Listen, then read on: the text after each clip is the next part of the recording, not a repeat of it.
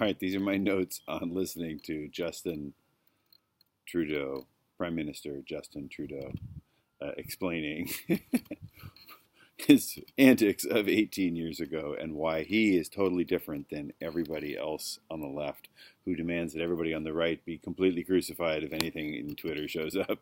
So here's Justin Trudeau explaining. So he leads this long diatribe in English. Not sure if he covered these same points in the French version, which he had to obligatorily do after. They would be like en français, right? And then he'd have to repeat whatever he said in English to the French Quebecois press. But I did make out some words, like for example, the title to the song, the Harry Belafonte song "Deo," wherein he claims transmogrified status.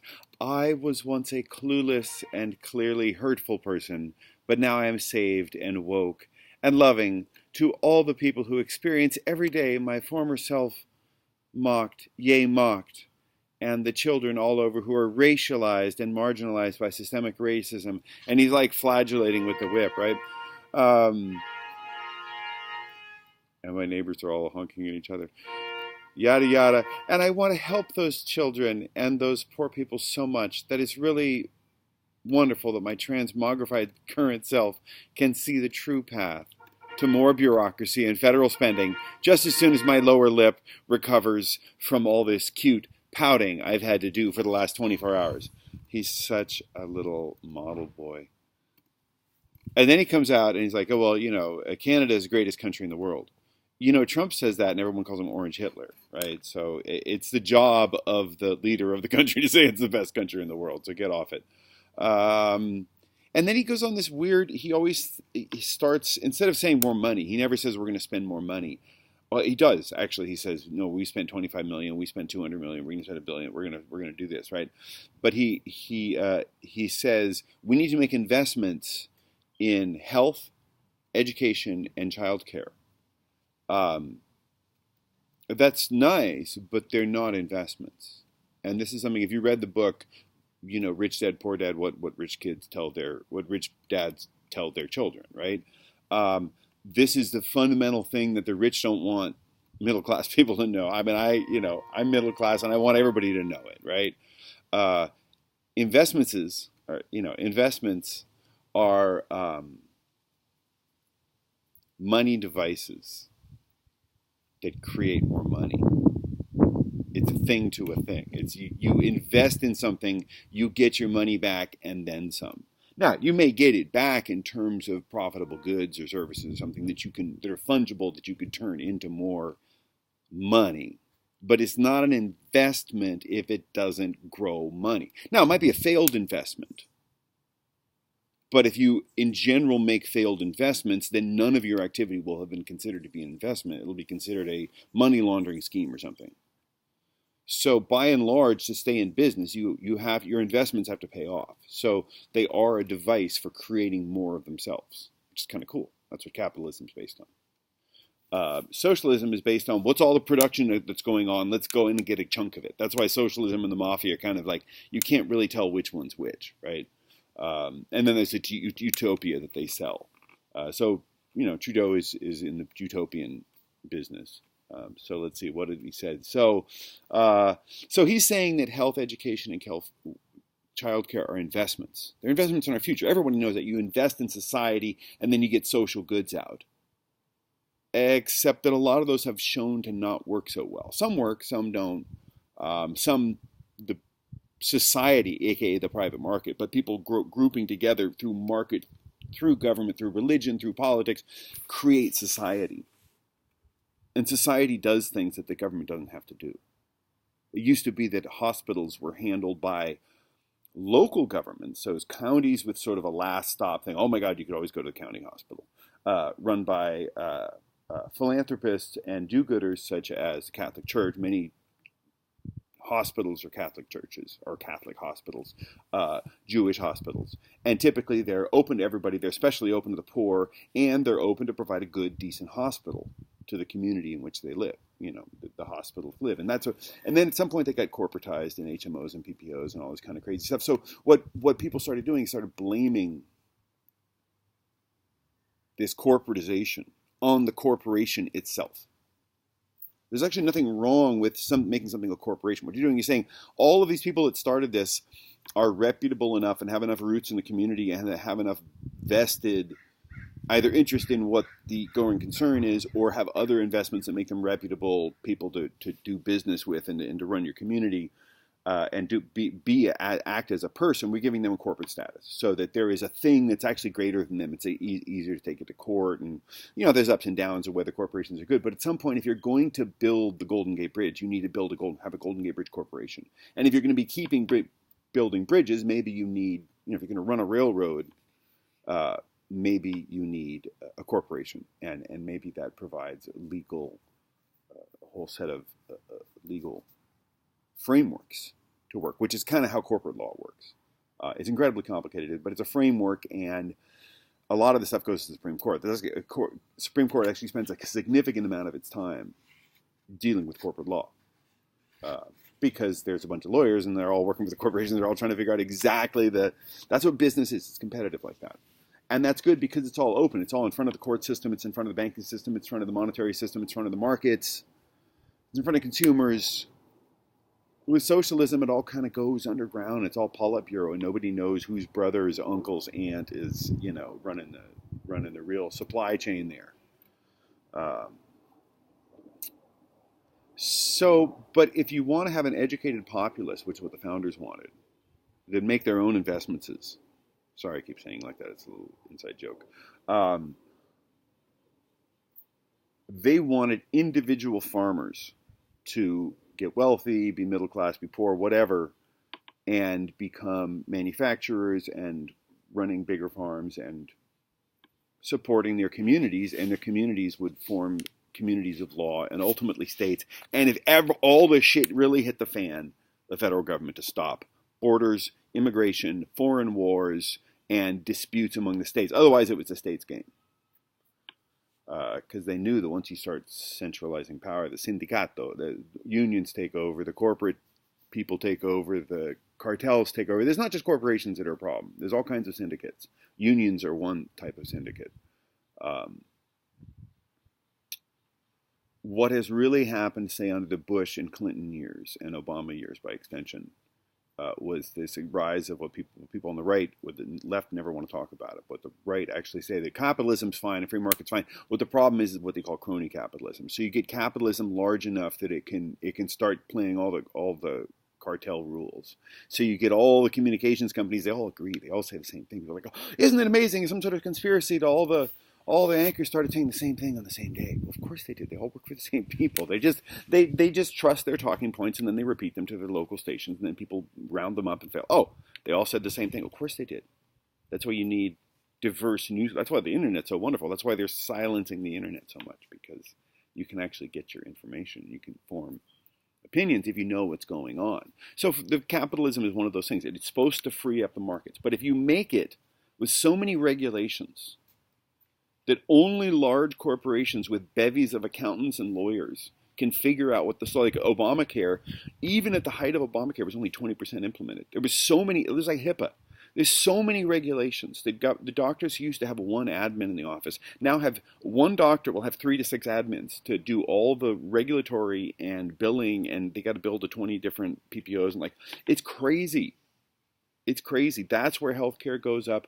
That's a classic crony capitalism. You have so many cronies that only the large health maintenance organizations and whatever the fuck PPO stands for and the government, of course, Medicaid and Medicare, are able to stand up and figure out all this shit. So a small doctor, like 2 doctors in an office, they have one assistant that used to share between them. That model doesn't work anymore. So you have to go, if you're a doctor now, you have to go work for a big corporate office. So it seems like the corporation is getting everything. What got everything was there's probably certain laws. I'm not really up on the healthcare, what happened before, but HIPAA was one of them. Obamacare was another one. There's certain laws and then there's actually a history of local stuff going back a while, because it apparently is true that, so like in Berkeley, they don't let you just site and build another hospital. You can't build a mini hospital. You have to apply for all this, blah, blah, blah, blah. And then okay, well, you're going to have the one hospital here. And then people put up these yard signs. Tell Sutter, communities deserve hospitals. Well, then why don't you let people build them? They're called clinics. And they're a way for doctors to make money in the old way, which is, oh, I'll treat you for this. This is what it cost me. If you want the extra service, I'll do this. Thank you, Mrs. Johnson. I'll see you next week. Right? That's what doctors used to do. And doctors still largely do it. Even in an emergency situation, you still have to get a doctor to deal with you. Right? So it's people say, oh, you can't avoid health. Well, no, you actually can negotiate for many procedures. And you could have insurance for catastrophic procedures. But we didn't want to go down that road. We didn't want to have interstate competition. Trump is actually undoing a lot of that stuff and making it more towards a real market-based healthcare system. And people think that that's horrible. They want socialized. Well, the Canadians in English aren't universally loving their state-run healthcare. And a lot of them come here to get the procedures that our market system supports. Do we have a real problem with mental illness and homeless people in the streets with fucking gangrene and elephantitis and now tuberculosis and who knows what else, and bubonic plague is coming back. So do we have a problem as the magnet of the coolest place in the world? And once you're here, you can, and if you live in a warm climate city and they're giving out free needles, you could just party all the time and eventually you just lose your mind. And, we're not dealing with all that. But to say that healthcare is supposed to solve that, no, that's a social problem. It's much, much, much deeper. It does implicate the economy, but it also implicates, moral breakdown of family, of mental institutions, of all kinds of stuff. Big pharma run amok. Big pharma is a crony thing. You need cronies. See, crony capitalism works like this. You get your, I don't know who's the crony in this, but you get your congressman in. You pay him a bunch of money, and then he pays you back by writing this really lengthy regulation, or even better yet, a feel-good bill that says to solve this problem, we shall start a new agency, and the agency shall fulfill its duty, and we'll save all the children, and everything will be great. So then what happens is the agency gets started, and either the same crony politician or his masters or the next crop that comes in and says, oh, look, we have this law lying around like the FDA, like the Federal Department of Education, which didn't used to be a thing, like the waterland management. Suddenly they're in gas regulation management. They start writing regulations. See, regulations aren't law. This is what they should be teaching you in school in your civics class, but they're not. There are laws and there are regulations. What Congress often passes a law that says, let there be an agency reportable to the executive. So then they're out of it. There's no more legislating to do. They've said that the executive will take care of it. And now, of course, they hate the executive, but they keep making the executive stronger and stronger and stronger. And one of the ways they make him stronger is say, here's the EPA. Do what you like. The EPA publishes regulations, and they do get held up in court, but the regulation has to fit with the language of the law. And so sometimes these laws are so minimal, they just say, let it be and save the planet and clear the air and everything. And so the EPA has just run with it and said, oh, CO2 is a pollutant. Now, nobody says that it's a pollutant. People say there's a greenhouse effect. People say there is a climate change effect, that somehow all this CO2 is going to ramp everything up. And, the CO2 has been like more than twice what it is now. And we're talking small changes, but it's gone more than twice what it is now. And you know what was happening? Ferns and banana trees growing in the Sahara. That's what was happening. So not at all clear. Not at all clear. I mean, the tiny bits were changing, still not even close to the Roman what do they call it, Roman warming period, and there was another one before the mini ice age.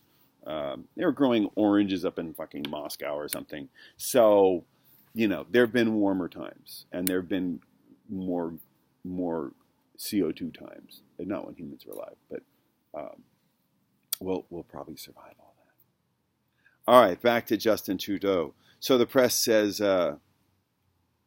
oh, no, I'm still on health, education, and childcare. These aren't investments. Investments grow money itself. Spends don't grow money. They just lower your money and get you some benefit or good. This is why politicians are lying. They're lying if there's three modes, adult, child, adult, like that, and the parent. It's parent-child. It's transactional.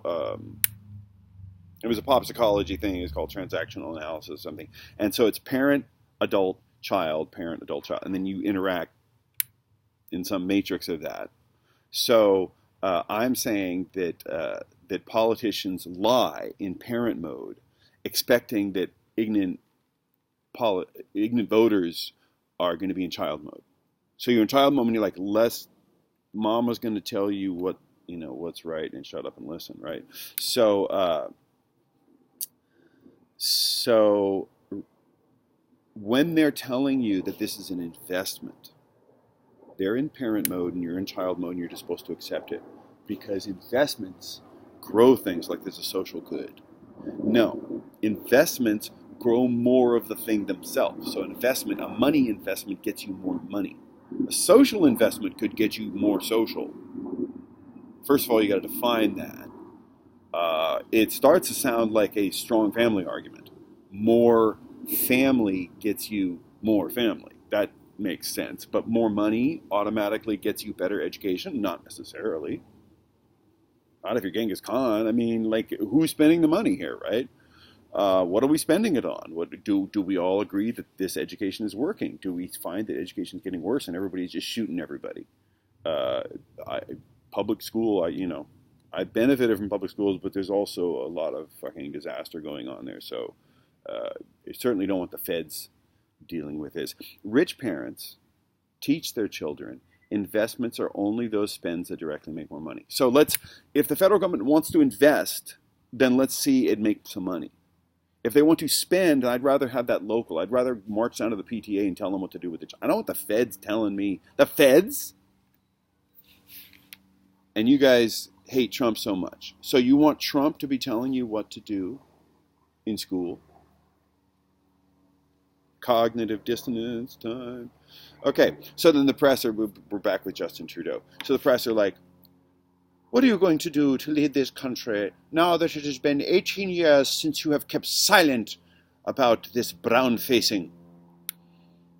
Justin is like, it's so important to realize that racialized people who are underserved, and we have always proposed increased communication with all ethnicities. And he has this weird lisp. He has a leftist lisp, but he does. Increased communication with all ethnicities, and it's just like, you're just a chameleon. You're just trying to sound more leftist now. Now that they've got you on doing the ultimate leftist crime. Thought crime. Dun, dun, dun, dun, dun, dun, dun. No, you're actually in brownface. And you're like, I'm sorry, we don't call those humankind. We call them people kind, because you're like more righteous than now. And it turns out there's multiple occasions where you're like pretending, not just pretending, putting on makeup, which apparently people used to do back then, and apparently people don't do now. And so now anybody who did it back then gets judged by today's standards. And so you would think he would go like, yeah, whatever, I was in college and I was an asshole. Sorry. Have you seen me do this as an adult? No, you haven't. But in fact, he did. And he's damn near the Pope of the left. So they've got him, and so he's like, voices of the oppressed, we fully support more funding for those communities. Thank you. Like, it's just, with him, it always comes down to like, how much more are we going to spend and how much more we're going to auto-flagellate about how horrible we are. And then the press are like, en français, en français. So then he has to repeat the whole fucking thing in French. So this is what bleeding heart-seeking politician says. Children are dying. Why, look, there's some over there. So naturally, I stand with the dying children, and I feel for them. And I say, we have to do something. Thank you. Good night.